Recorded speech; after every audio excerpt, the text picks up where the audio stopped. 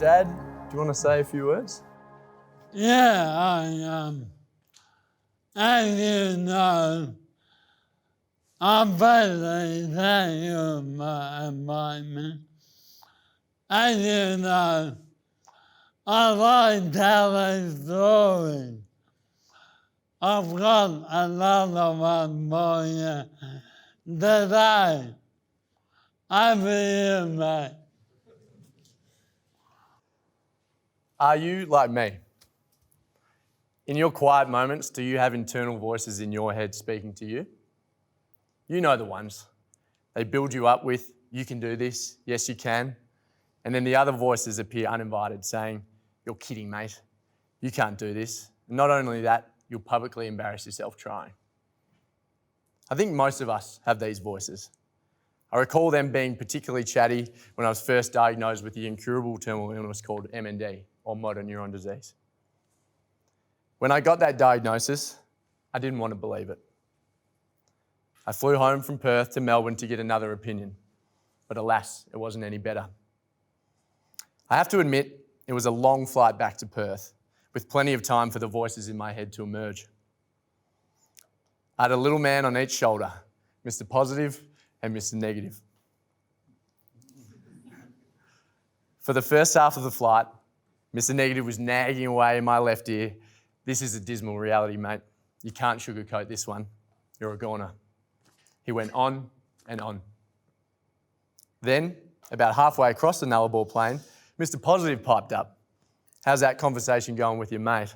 He asked. And I replied, not too good. He said, are you going to put up with him hanging around, chipping away with all of this fatalism? How's that going to work for Jan and for your kids? The overriding resolution was that if I descended into a negative victim attitude, it was only going to make things worse for my wife, my kids, my mates, and infinitely worse for me. This was the context for the message I sent to the wider family and friends to update them on my diagnosis. I ended the text with the words, play on. I'm sure this call to play on was a genuine message to my loved ones, but maybe, just maybe, it was more of a message to myself. My true inner voice was telling me something. I just had to tune in and listen. Mr. Negative was right on one level. Maybe I was a goner. But Mr. Positive was also right with his never say die attitude. Looking back, these are the three things I heard my inner voice say. First, I had to find a way to play on, one that worked for me and my family. Second, I couldn't do it on my own. Life is a team game. And third, we had to enjoy doing it. I didn't want to add any more drudgery to anyone's to-do list. However, that's easier said than done. When life smacks you in the mouth, you can feel like you're in a bit of a fog. It's not clear what to do. It's confronting. It's hard. You feel like you have no options, but you have to find a way, and then keep finding a way as you encounter more hurdles, as MND is relentless and it never ceases its attack.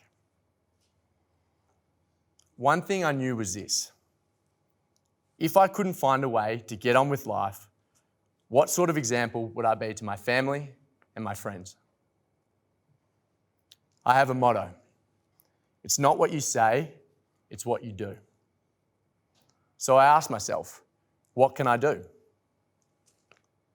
As my family and I discovered, you are capable of far more than you think you are, especially under pressure.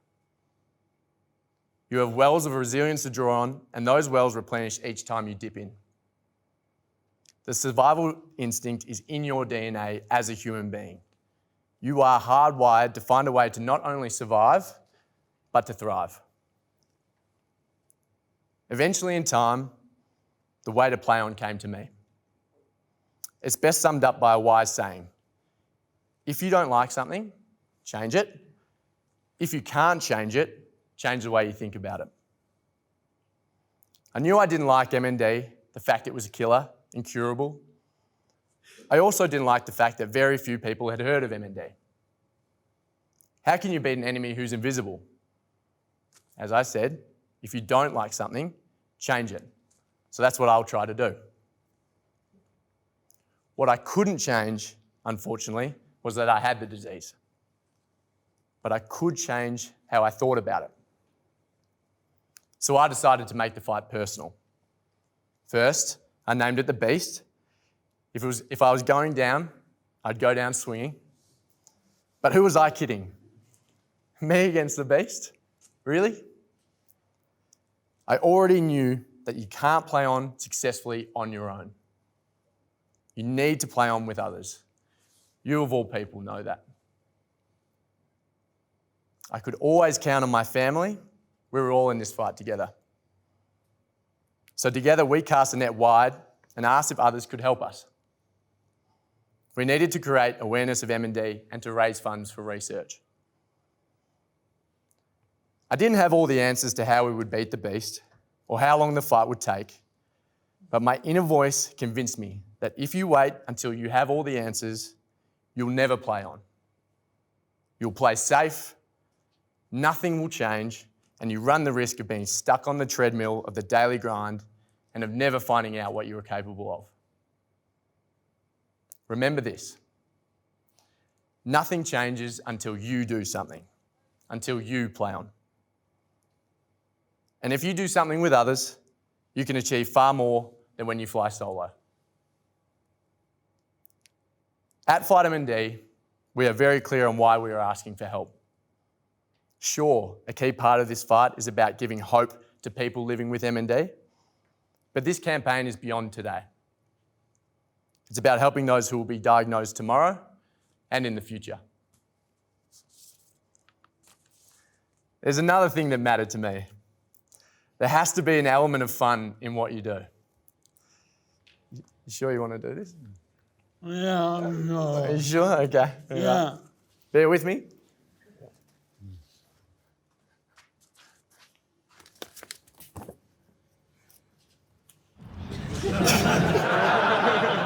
Don't encourage him.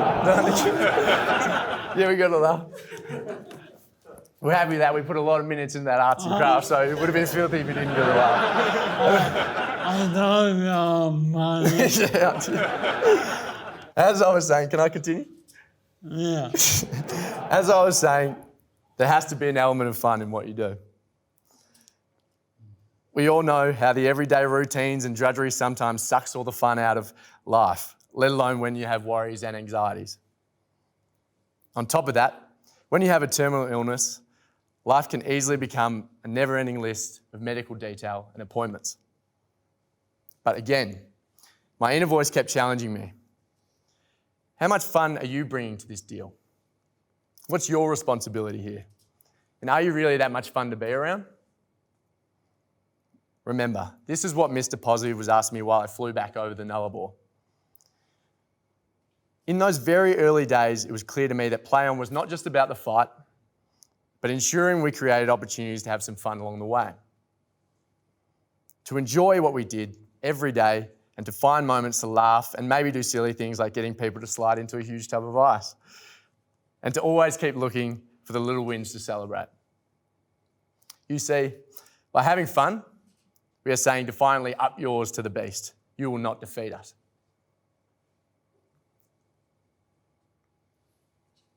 Pop the beanie on. Get the plug.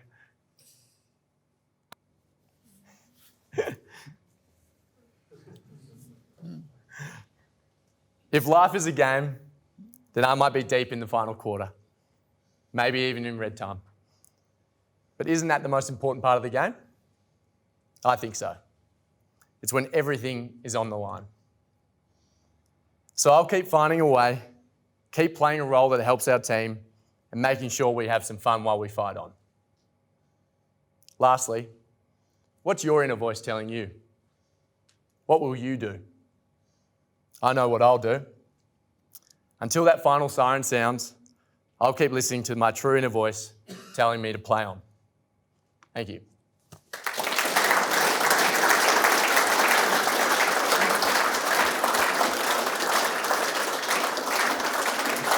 Thanks, everyone.